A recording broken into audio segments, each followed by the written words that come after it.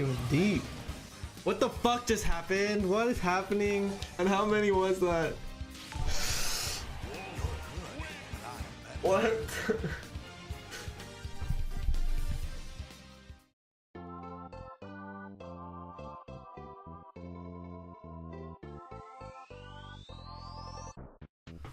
So let's name it top tier. Let's take this pretty seriously. No joke names or anything like that. Let's focus on top tiers. Characters that are considered top tier, and I'll change it from there based on my own thoughts and opinions. This guy is considered top tier sometimes. Inkling. Joker. These are the characters that are really easy to put in top tier. Pokemon trainer. Jeez, there's so many good characters. Not even just good, like top tier threats, man. Wolf, can't forget about Wolf. How about we just put the characters that, if anyone has ever called them top tier, let's put them in there for now. So Greninja maybe, Mega Man maybe, Game & Watch maybe, Pac-Man maybe, Pichu maybe, Olimar maybe, Shulk. That's the guy I skipped over. Rob, yeah. Young Link maybe. That should be it.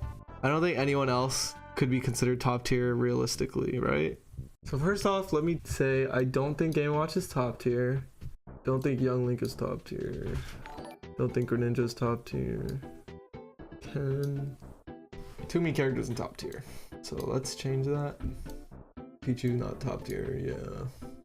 Pikachu just doesn't have like blatant weaknesses. Basically every aspect of Pikachu is like really unfair. So it's pretty obvious that Pikachu is at least top 2. Unfair neutral, unfair damage output, unfair edge guarding, unfair recovery, and the character has barely scratched the surface. I think something people don't appreciate enough about Joker is his projectiles, like the damage that racks up from it. A lot of people think Joker struggles with small characters, but I think you could just rack up damage with side Bs and bullets really well. He's so mobile. He can get so much damage off stray projectiles. His advantage state is crazy. His recovery without Arsene is really good, and even with Arsene, it's not as terrible as people like to say. He can chip away at you. He can beat the shit out of you. He's tied for the fastest grab in the game with crazy damage out of it and good range on the grab. Great frame data, great frame traps, great edge guarding. He has a similar mechanic to Wario with Waft with Arsene. It's a snowball mechanic and a comeback mechanic. And I think that's broken in itself, right? But like I said, with his projectiles, that's when he gets a bit too unfair, right? Because he can chip away at you, but he can also come back at any time, snowball you with his advantage state any time. So he's ridiculous. What does snowball mean? Let's say you both have 3 stocks and you're playing against Arsene Joker. He kills you with an Arsene move or whatever, and then you restart on your second stock and he kills you again with Arsene or something like that. That's like a snowball. Arsene can be used to bring the match back into his favor, or he can use it to just snowball you. Everyone is surprised the way I think this, but I just think Inkling is ridiculous. Small hurt box, everything is safe. Ink mechanic is ridiculous. Amazing recovery, amazing edge guards, amazing win conditions with up throw up air and roller. So you can't just wait for the roller and shield it, right? Because there's up throw up air too. So there's just so many layers on layers of safety and things to be worried about against Inkling. Amazing ledge trapping with the splat bomb. Literally an invincible dash grab. It's crazy. Here's why I think people are surprised at my opinions on Ultimate. A lot of the people watching are spectators more than anything, rather than like competitors or like professional players, right? I'm not trying to shit on anyone. So most people care about results. They base their tier list based on what they see, which is completely fair, right? They're like, okay, Joker's really good because Leo's winning all these tournaments. Pikachu's really good because we see all this and everyone's opinions on Pikachu. But for me, I don't consider results at all. I think of it as my understanding of the game and go from there. And I think about the potential of this character, what they should be doing, matchup spreads, things like that. I don't care about the results. Let's talk about questions people are asking me a lot. People are asking about Wolf. I think Wolf's neutral is incredibly strong. I have a lot of faith in Wolf. If I have faith in any character in this game, it's Wolf. Laser is amazing. His damage output off grabs is amazing. His damage output in general is amazing. His ledge trapping is amazing. 2-framing is amazing. He's a really consistent pick. You just have to work really hard in terms of your shield pressure compared to the other top tiers is way weaker. Your out of shield is way weaker as well. But I think there's a lot of room for growth with Wolf in terms of dealing with those issues. It's a lot less fun than like just like overwhelming your opponent. But I think he has a lot of potential. And everyone's asking about Mario, which I think is ridiculous that this community can't see why this character is way too stupid. He has a touch of death from anywhere on the stage in multiple different ways, along with being incredibly safe while doing so. He has great air mobility. His fireball's a free approach. He has a reflector. He has a broken recovery. He has really fast smash attacks. And his up B is like frame 3. His up smash is frame 9. He does like 1,000,000% too if he doesn't kill you, and if he's not doing 1,000,000%, you're dying at 30%. Compared to Smash 4, Mario is weird. He either killed you at stupid early, or he kind of didn't kill you at all, or like it wasn't as consistent. In this game, Mario should be killing you in the stupidest ways multiple times a game. He even has cheese that doesn't even require ladders or spiking. He has flood, he has cape, like it's ridiculous. Like he has it all. I think it's funny that people complain about his range or whatever, but then they put Wario in top 5. It's like, what? Yeah, one, Wario's range is much more lacking, and two, his gameplay is a lot like Waft. It's just way less blatant and in your face. Mario is wafting you every time he touches you. Wario has to wait for it. And Mario has more range, it's way safer, more moves per short hop. And then I do have Wario way higher than I used to have him. But I feel like I've been looking at the game a bit differently, and I have a lot of faith in Mario lately. The main reason I had him so low was the way I saw his matchup spread, right? But I've been developing new styles that have made me a lot more comfortable in those weird matchups, and I have a lot of faith in Wario. My eyes have been opened a lot to potential options to beat the hard matchups. So I have Wario way higher than I usually do. And then I guess the weird one would be Sonic 2. I legit think Sonic is a win button, in the sense that a lot of characters have no choice but to lose if you just time him out in camp. He has great damage output, he's the fastest character in the game, but I don't think people understand how broken it is that you can just time out whenever you want. The thing is, you would think I'm simplifying it a bit too much, but I'm not.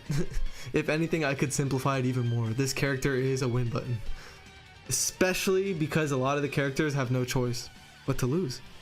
Being the fastest character in the game is valuable enough to make you an extremely viable character, other than Brawl Sonic, where he literally couldn't kill you, so they only timed out. Let's see if any other character could be considered high tier. Maybe, oh yeah, Wii Fit maybe, Terry maybe, Toon Link maybe, oh Cloud for sure, Bowser, yeah. Lots of high tiers, huh? Alright, let's just work with that for now. Let's see, are any of these characters capable of being high tier? Ike maybe? Really safe, neutral, kill confirms, recovery isn't that bad. Luigi. The thing is, Luigi's so poorly designed. Like, I don't think Luigi is high tier. I think his flaws are very blatant. It's just very obnoxious the way you have to play against Luigi, aka don't interact or you lose. So that sucks, right? It's no fun for anyone. And then Link could be considered high tier, I guess. Maybe Rosa, maybe Ryu, maybe Samus. So characters that are in high tier that might not be high tier, let's see. Duck Hunt maybe, Ness maybe Bowser, Wii Fit maybe. Wii Fit has crazy deep breathing mechanic, crazy damage, crazy combos. That's about it. I think everyone else is cemented. So the way I want to see it is I want to make sure a character is justifiably high tier. Like, they can't have enough weaknesses. If they're going to be high tier, they can't have that many weaknesses. That's why Ness might not be high tier, because his weaknesses are insane. Falco could be high tier, right? Combos, damage, awful recovery, really slow. What about Sheik? Insane combos, insane projectile, insane recovery, insane ledge trapping, insane kill confirms. This character is really, really good. Sheik is really good.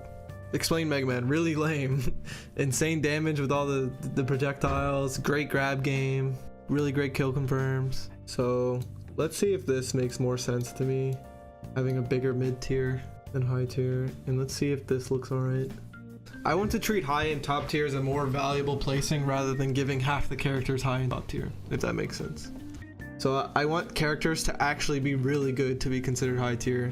They can't have enough flaws. That's why I'm even questioning Terry. But everyone else I think is cemented high tier. I haven't like ordered mid tier at all. A lot of these are gonna go into low tier or back into high tier.